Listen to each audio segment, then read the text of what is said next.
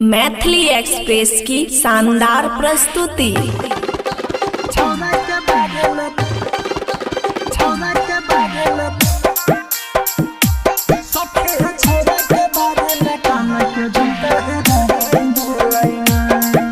खुशी recording studio बलुआहा। देखी के fashion छोड़ा के मन में बोराई गेलै ना। देखी के फैशन छोड़ा के मन में बोराई गेलै ना।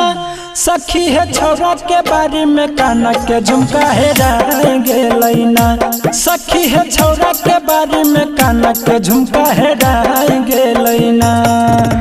राती अन्हरिया में मिले लगलिए डराई गेलै ना।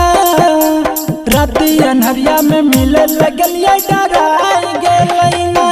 सखी है छोरा के बारी में काना के झुमका हेराई गेलै ना।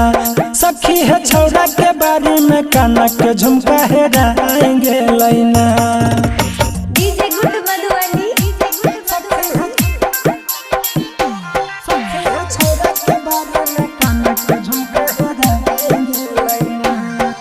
गई वो कहरा के रहो सखी बड़े बड़े मोछ गे। सखी दर्द के मारे आंसू निकल ले लोरा पोछ गे। गई वो कहरा के रहो सखी बड़े बड़े मोछ गे। सखी दर्द के मारे आंसू निकल ले लोरा पोछ गे। गाजर खिया के मनवा के छौड़ा लभैल कैला। गाजर खिया के मनवा के छौड़ा लभैल कैला। सखी है छौड़ा के बारी में काना के झुमका हेराई गेलै ना। सखी है छौड़ा के बारी में काना के झुमका हेराई गेलै ना। डीजे गुड मधुबनी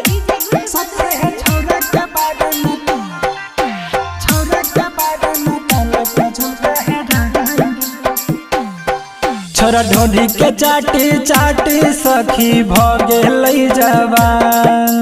जब से छुबे दिलिए सखी अपन चोली के सामान। छोरा ढोढ़ी के चाटी चाटी सखी भगे लई जवान। जब से छुबे दिलिए सखी अपन चोली के सामान। गायक ओम प्रकाश नजरिया सनाइक गेलै ना। गायक ओम प्रकाश नजरिया सनाइक गेलै ना। सखी है छौड़ा के बारे में काना के झुमका हेराई गेलै ना।